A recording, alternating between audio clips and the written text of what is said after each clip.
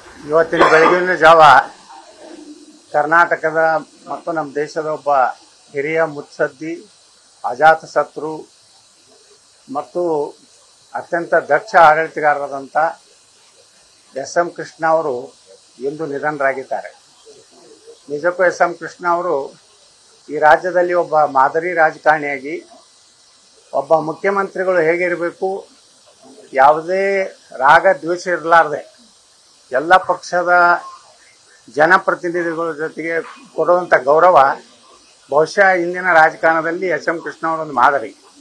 ನಾನು ಕೇಂದ್ರದ ರೈಲ್ವೆ ಮಂತ್ರಿ ಇದ್ದಾಗ ಎಸ್.ಎಂ. ಕೃಷ್ಣ ಅವರು ಒಂದು ದಿವಸ ಪೂರ್ತಿ ಮಂಡ್ಯ ಭಾಗದಲ್ಲಿ 2 ರೈಲ್ವೆ ಓವರ್ ಬ್ರಿಡ್ಜ್ಗಳ ಶಂಕುಸ್ಥಾಪನೆಗೆ ಅವ್ರ ಜೊತೆಗೇನೆ ಇದ್ದೆ.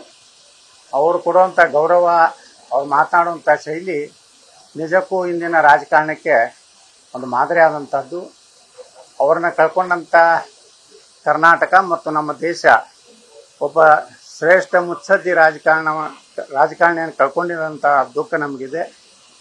ಅವರು ಯಾವ ರೀತಿ ಅಟಲ್ ಬಿಹಾರಿ ವಾಜಪೇಯಿಯವರು ಒಬ್ಬ ಅಜಾತ ಶತ್ರು ಅಂತ ಕರಿತಾ ಇದ್ರು, ಇವತ್ತು ಅದೇ ಮಾದರಿಯಲ್ಲಿ ಎಸ್.ಎಂ. ಕೃಷ್ಣ ಅವರು ನಮ್ಮ ಅಗಲಿದ್ದಾರೆ.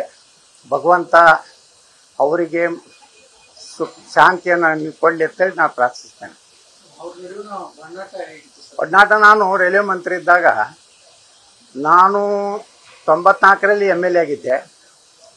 ನನಗೆ ಯಾವುದೇ ಸೈಟ್ ಅಲಾಟ್ಮೆಂಟ್ ಆಗಿದ್ದಿಲ್ಲ. ನಮ್ಮವರೆಲ್ಲರೂ ಇದ್ರೂ ಸಹಿತ.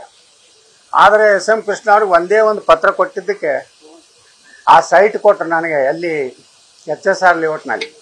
ನನ್ನ ಕಷ್ಟ ಕಾಲದಲ್ಲಿ ಆ ಸೈಟ್ ಮಾರಿ ನಾನು ಸಾಲ ಮುಟ್ಲಿಕ್ಕೂ ಒಂದು ದೊಡ್ಡ ಅನುಕೂಲ ಆಯಿತು. ಅವಾಗ ನಾವು ಯಾವಾಗಲೂ ನಾವು ಎಸ್.ಎಂ. ಕೃಷ್ಣ ನೆನೆಸ್ತೀವಿ. ಮತ್ತು ಎಸ್.ಎಂ. ಕೃಷ್ಣ ಅವರು 2-3 ಸಲ ಅವ್ರ ಮನೆಗೆ ಹೋಗಿದ್ದೇನೆ, ಉಪಹಾರ ಮಾಡಿಸಿದ್ದಾರೆ. ನಾವು ಹೇಳಿದ ಕೆಲಸ ತಕ್ಷಣ BJP ಕಾಂಗ್ರೆಸ್ ಈ ರೀತಿ ಒಂದು ತಾರತಮ್ಯ ಮಾಡುವಂಥ ವ್ಯಕ್ತಿ ಅಲ್ಲ. ಅಭಿವೃದ್ಧಿ ವಿಚಾರದಲ್ಲಿ ಇವತ್ತು ಕರ್ನಾಟಕ ಇವತ್ತು ಸಿಲಿಕಾನ್ ಸಿಟಿ ಆಗಬೇಕಾದ್ರೆ ಸಿಂಗಾಪುರ್ ಮಾದರಿ ಅನ್ನುವಂಥದ್ದು ಇವತ್ತೇನು ನಾವು ಮಾತಾಡ್ತಾ ಇದ್ದೀವಿ, ಅದು ಮೂಲ ವ್ಯಕ್ತಿನೇ ಎಸ್.ಎಂ. ಕೃಷ್ಣ. ಅವ್ರ ಕಾಲದಲ್ಲೇ IT BT ಮತ್ತು ಇದೆಲ್ಲ ಬಂದ ಮೇಲೆ ಇಡೀ ರಾಜ್ಯದ ಒಂದು ಚಿತ್ರಣನೇ ಬದಲಾವಣೆ ಆಗಲಿಕ್ಕೆ ಎಸ್.ಎಂ. ಕೃಷ್ಣ ಭಾಳ ಅಪಾರ ಕೊಡುಗೆ ಇದೆ. ಅವ್ರ ಚುನಾವಣೆಯನ್ನು ಮುಂಚೂಣಿಯಾಗಿ ಸುಮಾರು 6 ತಿಂಗಳ ಮೊದಲು ಚುನಾವಣೆ ಘೋಷಿಸಿದ್ರು. ಇದರಿಂದ ಜನರ ಮನಸ್ಸಿನಲ್ಲಿ ಬರಗಾಲದು ಭಾಳ ಇತ್ತು. ಅವಾಗ ನಮ್ಮ ಸರ್ಕಾರಕ್ಕೂ ಪೆಟ್ಟು ಗೊತ್ತು, ಅವ್ರಿಗೂ ಪೆಟ್ಟು. ನ್ಯೂಸ್ ಫಸ್ಟ್ ನಿರ್ಭೀತಿಯಿಂದ ನಿಮ್ಮ ಪರವಾಗಿ.